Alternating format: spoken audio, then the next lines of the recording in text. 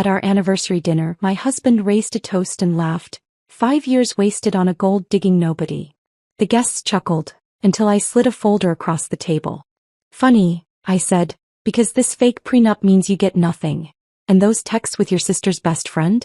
They just went to everyone you know. The lawyers arrived with divorce papers before dessert, but the real surprise. I wasn't meant to understand the difference between a tax write-off and tax evasion. At least, that's what Brian believed when he casually discussed falsifying business expenses across our kitchen table while I prepared his coffee. With my back turned, he never noticed how I positioned my phone, recording every word as I nodded sympathetically. You wouldn't get it, Marissa, he'd say, the condescension in his voice growing more pronounced with each passing year. Your literature degree is great for reading bedtime stories, but this is real business. And I'd smile, playing my part perfectly. For 5 years, I maintained a meticulously crafted persona. The supportive, simple wife who traded her academic ambitions for domestic bliss. My bookshelves of classic literature served as the perfect prop for his narrative about me. A woman who lived in fictional worlds and couldn't possibly grasp the complexities of his financial empire. What Brian failed to recognize was that my love of literature had taught me to observe, to analyze patterns in behavior, and to recognize the subtle foreshadowing of a man's true character. If you're drawn to stories of underestimated women turning the tables on those who dismissed them, consider subscribing. It's free and supports more empowering content. Now let's see how Marissa's 5 years of patience finally pays off. In the early days of our marriage, the dismissiveness was subtle. A patronizing smile when I asked about his work. The way he simplified explanations as though speaking to a child. I noticed, but I also noticed something more valuable. When he thought I wasn't intellectually equipped to understand, he stopped hiding things. By our second anniversary, he'd begun leaving financial documents in plain sight. By our third, he was taking business calls in front of me, discussing questionable practices with his partners while I quietly folded laundry nearby. Don't worry about her, he'd say. Marissa's too busy thinking about her book club to understand what we're doing. What began as hurt pride slowly transformed into calculated observation. I created a simple system, a separate email account where I forwarded photos of documents, transcripts of conversations, and notes about patterns I observed in his business dealings. Initially, it was just a way to prove to myself that I wasn't as simple as he believed. I had no plan for the information. I just couldn't bear the thought of being as ignorant as he assumed. The turning point came on a rainy Tuesday 14 months ago. Brian had left his laptop open while he took a shower, and a notification appeared from someone named Vanessa. The preview showed just enough. Last night was amazing. Can't wait to see you again when she's visiting her parents. My hands trembled as I clicked the message. There she was, Vanessa Miller, his sister's best friend since college. The woman who hugged me at every family gathering while apparently sleeping with my husband. I scrolled through months of messages, each more intimate and disrespectful than the last. She doesn't suspect a thing, Brian had written. Too busy with her books to notice the real world around her. I took screenshots of everything, added them to my growing collection of evidence, and returned the computer exactly as I'd found it. When Brian emerged from the shower, I greeted him with the same warm smile I'd perfected over years. But something fundamental had changed. My documentation was no longer just about wounded pride. It had become ammunition. 2 days later, I reconnected with Andrea Blackwell, a college acquaintance who had become a lawyer specializing in divorce and financial crimes. Our coffee meetup appeared casual to anyone watching, two old friends catching up. But beneath the surface, I was carefully testing the waters, asking hypothetical questions about marriages, prenuptial agreements and financial disclosure laws. It's for a character in a novel I'm outlining, I explained when Andrea raised an eyebrow at my specific questions about recording conversations and financial evidence gathering. She didn't believe me, I could tell, but she answered each question with professional precision. Our occasional coffee dates evolved into strategic planning sessions disguised as friendly gatherings. Andrea never pushed me to admit what we were really discussing, and I maintained the pretense of creative research for months. It wasn't until I showed her a particularly damning transcript of Brian discussing hiding assets that she finally closed her notebook and looked at me directly. Marissa, if your character has this kind of evidence, she needs to be very careful about how and when she uses it, she said, her voice low and serious. Some of what you've described goes beyond grounds for divorce. We're talking potential criminal charges. That conversation shifted everything. Andrea helped me organize my evidence, explaining what would matter in divorce proceedings and what might interest federal authorities. She connected me with a forensic accountant who, under the guise of helping with research for my book, analyzed the patterns in Brian's financial documents. The most shocking discovery came when the accountant found discrepancies in our prenuptial agreement. The document I'd signed had been subtly altered after my signature was added, with clauses inserted that effectively left me with nothing in the event of a divorce. The manipulation was clever. Not obvious enough to be immediately detectable, but clear once someone knew to look for it. This isn't just unethical, Andrea had explained, it's illegal and invalidates the entire agreement. For the next several months, I perfected my performance as the oblivious wife while secretly preparing for the moment when I would shatter the illusion completely. I purchased small, undetectable recording devices. I backed up every piece of evidence in multiple locations. I learned the specific legal terms for each of Brian's financial transgressions. And I waited for the perfect moment, our 5th anniversary dinner, the elaborate celebration Brian had insisted on hosting at Harlow's, an upscale restaurant downtown. He'd invited 40 guests, mostly his business associates and friends, with a sprinkling of my family members to maintain appearances. The invitations had gone out weeks ago, embossed with gold lettering that read, 5 years of partnership and success. As I traced the raised letters with my fingertip, I couldn't help but appreciate the irony. 5 years of partnership and success indeed. Just not the kind Brian was celebrating. Last night, I laid out my outfit for the dinner. A sophisticated navy dress that Brian had once called suitable for a faculty wife. I placed Andrea's business card in my clutch, alongside a small thumb drive containing 5 years of evidence. In the morning, I would contact the IRS's whistleblower office with a carefully prepared report. The ticking clock on our bedroom wall counted down the hours until our anniversary dinner. Tomorrow, Brian would stand before our friends and family, glass raised in a toast to our marriage. And I would finally stop playing the role of the simple, tolerant wife he had forced me to become. The morning of our anniversary dawned with an unusual serenity. My hands should have trembled as I applied my makeup, but they remained steady. 5 years of practice had perfected my composure. Brian had already left for the office, promising to meet me directly at Harlow's. "I've arranged everything," he'd said, kissing my forehead like one might pat a child. "Just show up looking pretty." Harlow's gleamed under soft lighting when I arrived precisely 30 minutes early. The maitre d' recognized me immediately. "Mrs. Coleman, your husband has arranged a beautiful evening. The Magnolia Room is ready." I followed him through the main dining area to the private room Brian had reserved. Crystal chandeliers cast a warm glow over a horseshoe-shaped table adorned with white roses and silver accents. Place cards with calligraphy names marked each setting, with Brian and me positioned at the center curve. I made a slow circuit of the table, memorizing the seating arrangement. His business partners clustered to his right, my family relegated to the far ends. My manila folder slid perfectly into the side table drawer near my seat. I checked my phone one last time, confirming that Andrea would arrive precisely at 9 p.m. The text messages were queued and ready to send with a single command. 5 years of calculated tolerance would end tonight. Guests began arriving at 7. Brian's parents entered first, his mother embracing me with the practiced affection of someone who had always viewed me as a sensible if uninspired choice for her son. "You look lovely, dear," she said, her eyes already scanning the room for more important people. Brian's father merely nodded, his attention fixed on the bar setup. My sister Claire arrived with her husband, immediately sensing my tension. "Are you okay?" she whispered as she hugged me. I squeezed her hand reassuringly, the only person in the room who might have detected the steel beneath my smile. Brian made his entrance at 7:30, surrounded by his 3 closest business associates, all laughing at some shared joke. He looked handsome in his tailored suit, radiating the confidence of a man who believed himself untouchable. His eyes found mine and he offered the same indulgent smile he'd given me for years, affectionate but dismissive. "There's my beautiful wife," he announced, crossing the room to kiss my cheek. "Always punctual, always perfect." His hand lingered possessively at my waist as he whispered, I've arranged for the Thompson account to be finalized tonight. Jeffrey's here and will sign after dinner.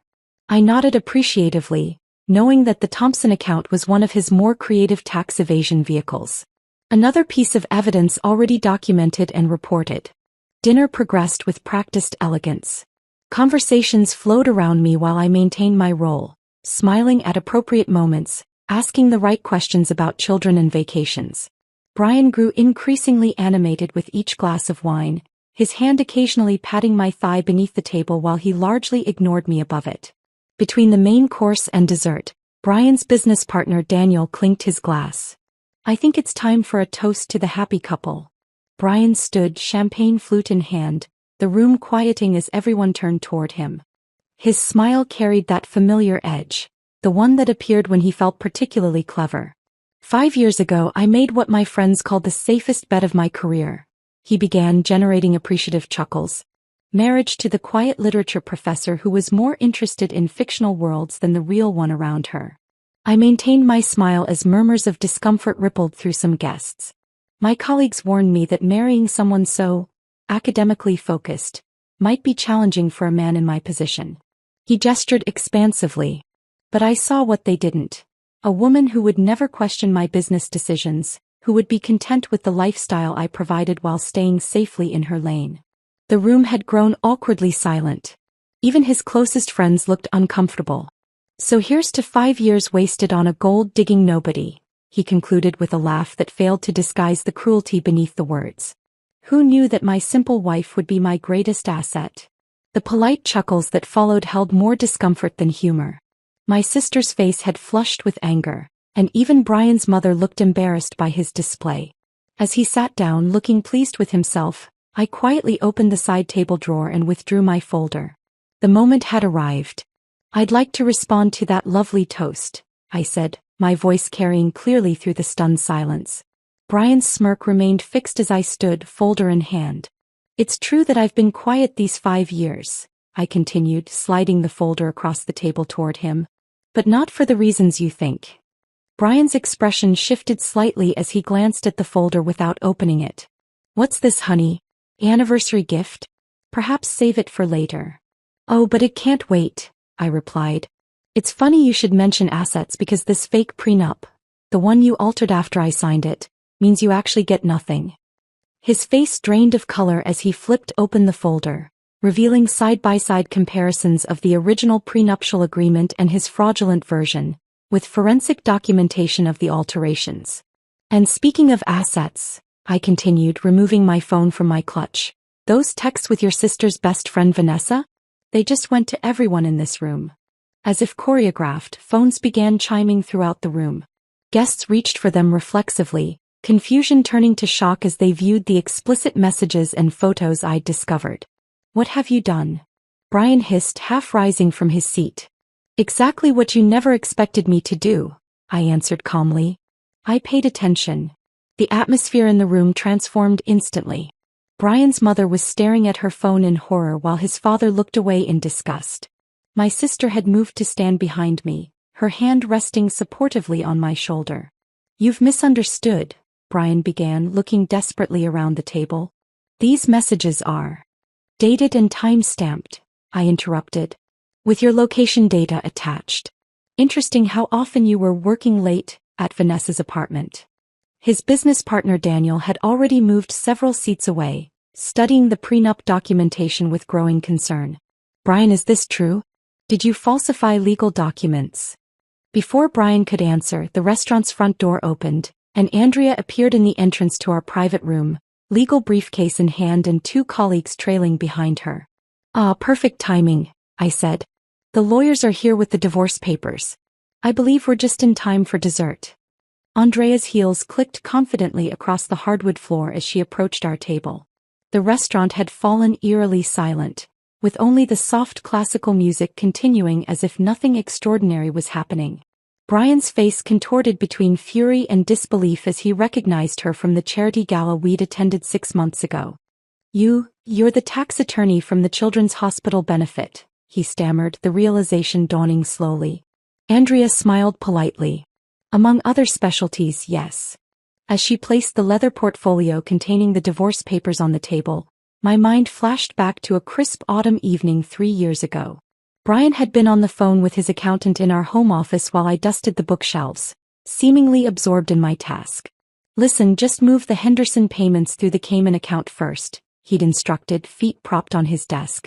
"The IRS doesn't have the manpower to track every international transfer. Besides, technically it's not illegal if we route it through the consulting subsidiary first."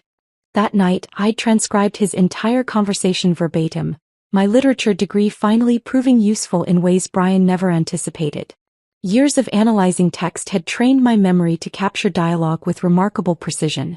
I'd developed a system, recording what I could, then expanding the transcripts with detailed context and observations, noting his tone, his body language, the specific words he chose. "I've prepared everything according to your instructions," Andrea said now, sliding the documents toward me rather than Brian. "All the evidence we discussed has been properly filed with the appropriate authorities." Brian lunged for the papers, but his business partner Jeffrey intercepted his arm. "Don't make this worse," Jeffrey muttered, his own face ashen as he glanced between his phone and the prenup evidence. Another memory surfaced. Brian at our kitchen island 18 months ago, laughing into his phone. "Of course she doesn't understand the Thompson restructuring. She thinks it's just some corporate reshuffling. The woman reads Jane Austen for fun. She's not exactly equipped to spot a shell company." What Brian never realized was that my literary analysis skills made me exceptionally good at spotting patterns and inconsistencies. When numbers repeatedly appeared in his documents that seemed at odds with what he claimed publicly, I didn't need an accounting degree to flag the discrepancy. I just needed patience and attention to detail, qualities Brian had always dismissed as the fussy habits of a bookish woman. "This is ridiculous," Brian sputtered, looking around the table for support. "Whatever she thinks she's found is completely taken out of context. Marissa doesn't understand the first thing about business operations." "Is that so?" Andrea replied, removing another document from her briefcase. "Perhaps you could explain the context of this recorded conversation from February 12th, when you instructed your CFO to cook the books for the quarterly filing, or this email chain where you discussed creating fake invoices for services never rendered." The blood drained from Brian's face. "You recorded me? That's illegal." "One-party consent is perfectly legal in this state," I said softly. "Something you might have known if you'd ever bothered to listen when I mentioned the research for my novel about white-collar crime." My novel had been the perfect cover. For 2 years, I'd openly discussed fictional scenarios with Brian that mirrored his actual activities, gauging his reactions and gathering information on his understanding of legal boundaries. He'd unwittingly educated me on exactly which laws he was breaking, all while believing I was crafting an imaginary story. "You were writing about me?" Brian's voice cracked with indignation. "Not initially," I admitted. "But you became such a compelling case study in financial fraud that I couldn't resist." The dessert cart appeared in the doorway, the server faltering when he sensed the tension in the room. Andrea waved him in. "Please continue," she said smoothly. "We're just concluding some business." Brian's attorney, Mitchell Davis, burst through the restaurant doors, breathing heavily as if he'd run from his car. "Don't sign anything," he commanded, approaching our table. "Too late for that advice," Andrea responded. "But your client might benefit from your counsel regarding the IRS investigation." "What IRS investigation?" Mitchell demanded, looking bewildered. I met Brian's eyes directly. "The one triggered by the whistleblower report I filed 3 months ago. All those evening phone calls when I said I was talking to my sister? I was building a case with the Financial Crimes Division." Brian's complexion turned gray. "You wouldn't understand enough to document your systematic tax evasion?" I interrupted. "To identify the shell companies you created to hide assets? To track the falsified charitable donations?" "Actually, I understood everything, Brian. I just never let you see that I did."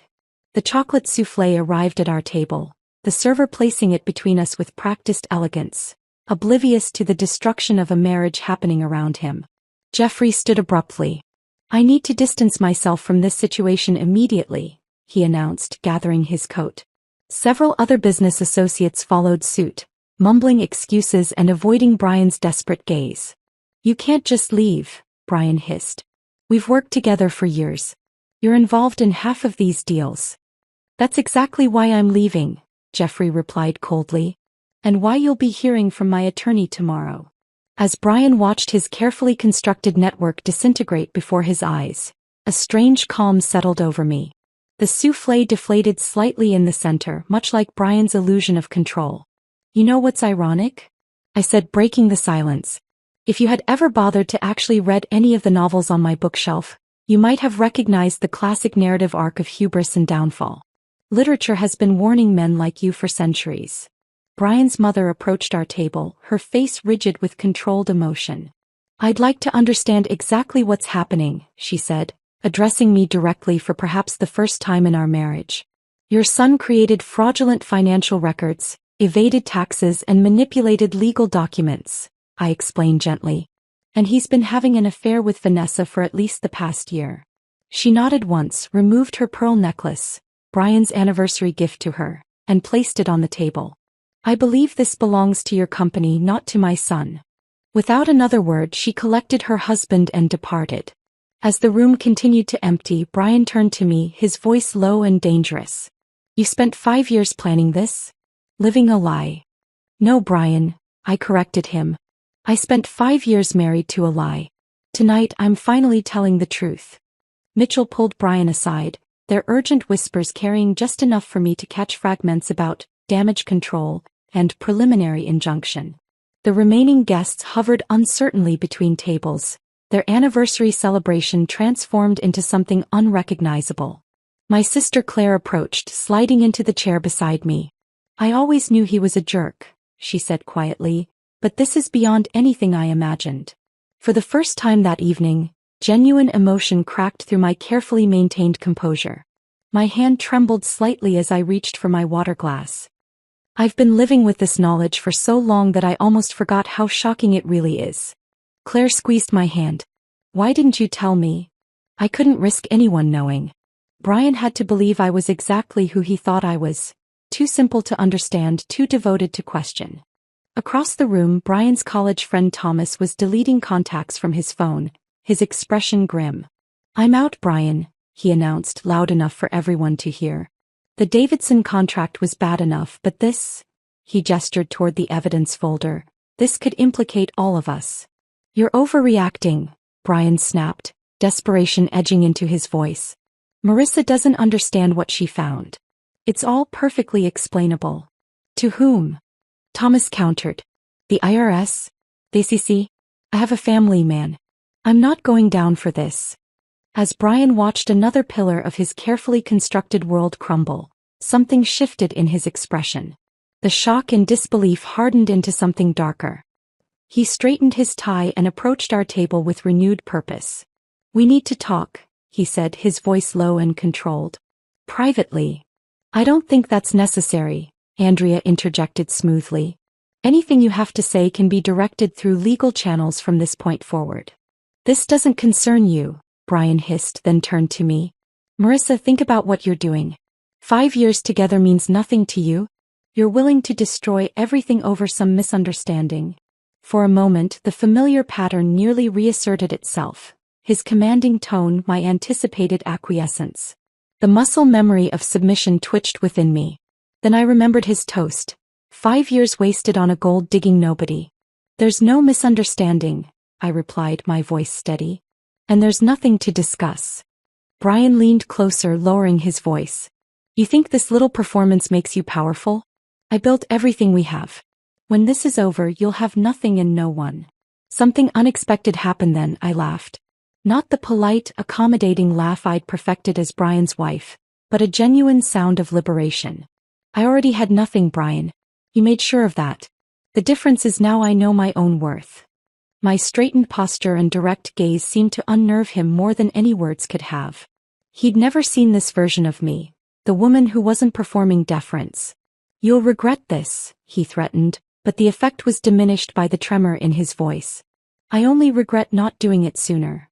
As Brian retreated to confer again with his increasingly agitated attorney, my former friend Emma approached hesitantly. She'd distanced herself from me over the years, gravitating toward Brian's more successful circle. Marissa, I had no idea, she began, her expression conflicted. The way he talked about you at dinner parties, I just assumed that I was exactly what he described. I finished for her. That was the point, Emma. I should have seen through it. I should have checked on you. Her remorse seemed genuine, but I wasn't ready to absolve her so easily. Yes, you should have, I agreed quietly. 5 years is a long time to believe the worst about someone you once called a friend. Emma flinched at my honesty. In the past, I would have rushed to ease her discomfort, to smooth over the awkwardness. But that woman, the one who prioritized everyone's feelings above her own, had served her purpose. I didn't need her anymore. Across the room, Brian's remaining business associates huddled around their phones, frantically checking accounts and messages. The elegant anniversary dinner had devolved into a crisis management session, with former allies now potential liabilities to each other. My brother-in-law Mark, who had always been quiet around Brian, surprised me by bringing a fresh glass of wine to our table. Thought you might need this, he said, setting it before me. For what it's worth, I always knew you were the smartest person in any room Brian entered. Yet you never said anything, I observed without rancor. Mark nodded, accepting the gentle rebuke. I convinced myself it wasn't my place. I was wrong. As conversations continued around us in hushed, urgent tones, Brian's phone rang. The ringtone, a specific chime he used only for his executive assistant, cut through the murmurs. He checked the screen, his face draining of color as he answered. What do you mean they're there now?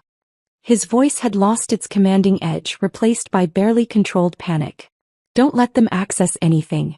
Nothing. I'm on my way. He ended the call, looking around the room with fresh desperation. I need to go to the office. There's an emergency. What kind of emergency? His lawyer asked sharply. Federal agents are at the building with some kind of warrant, Brian admitted, his voice barely audible. The revelation rippled through the remaining guests. 2 more business associates immediately made for the exit, avoiding eye contact with Brian as they fled what was quickly becoming a sinking ship. For the first time since I'd known him, Brian looked truly lost. His carefully curated image, successful businessman, community leader, devoted husband, was dissolving in real time, revealing the hollow center beneath. Did you do this? He demanded, turning to me with naked fury. Did you call them? Andrea shifted slightly, positioning herself between us. I believe I mentioned the whistleblower report earlier. Federal investigations don't happen overnight, Brian. This has been in motion for quite some time.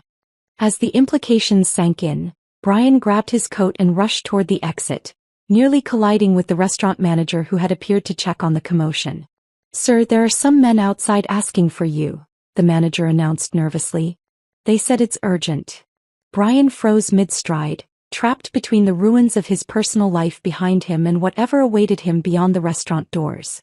For a fleeting moment, our eyes met across the room, and I saw something I'd never witnessed in him before: fear.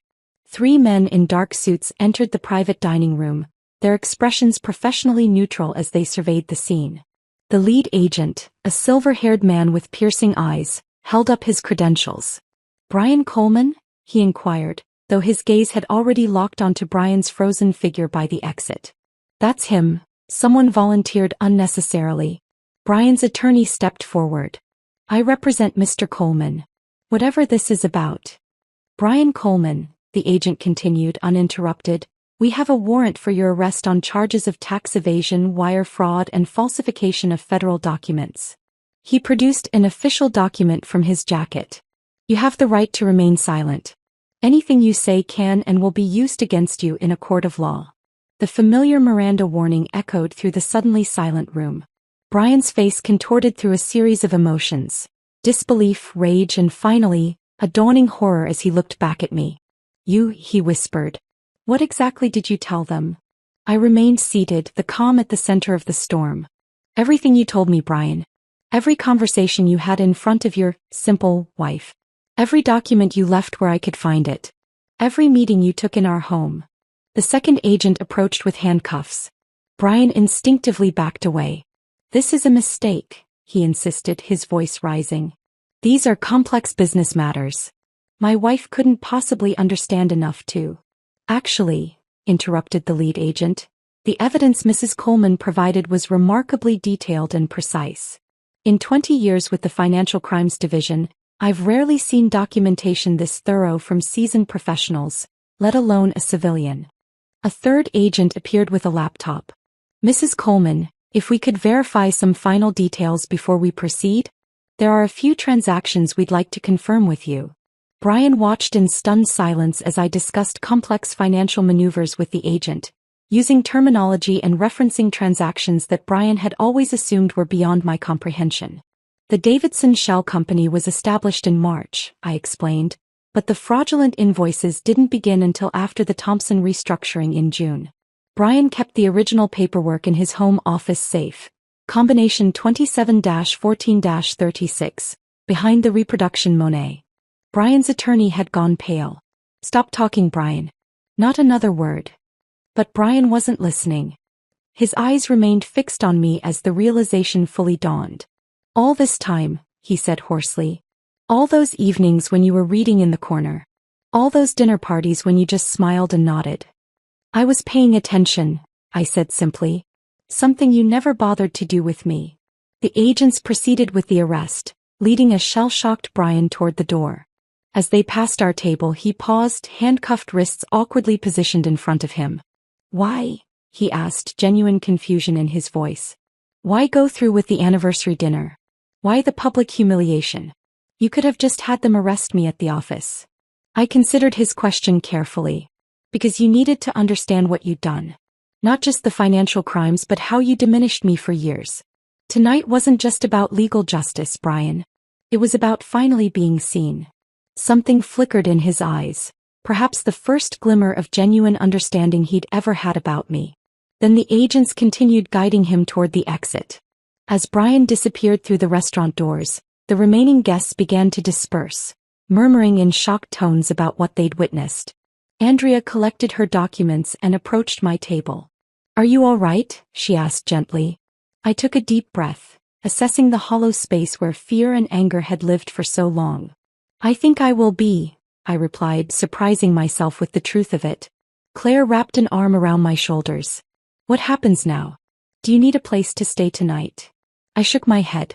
"The house is in my name as of this afternoon." Another detail Brian never bothered to read in the documents I occasionally asked him to sign. Andrea smiled appreciatively at this final strategic move. "The federal case will take months, possibly years. Are you prepared for that?" "I've been preparing for 5 years," I reminded her. "I can handle a few more months." As we gathered our things to leave, I paused at the table where Brian and I had sat side by side for the last time.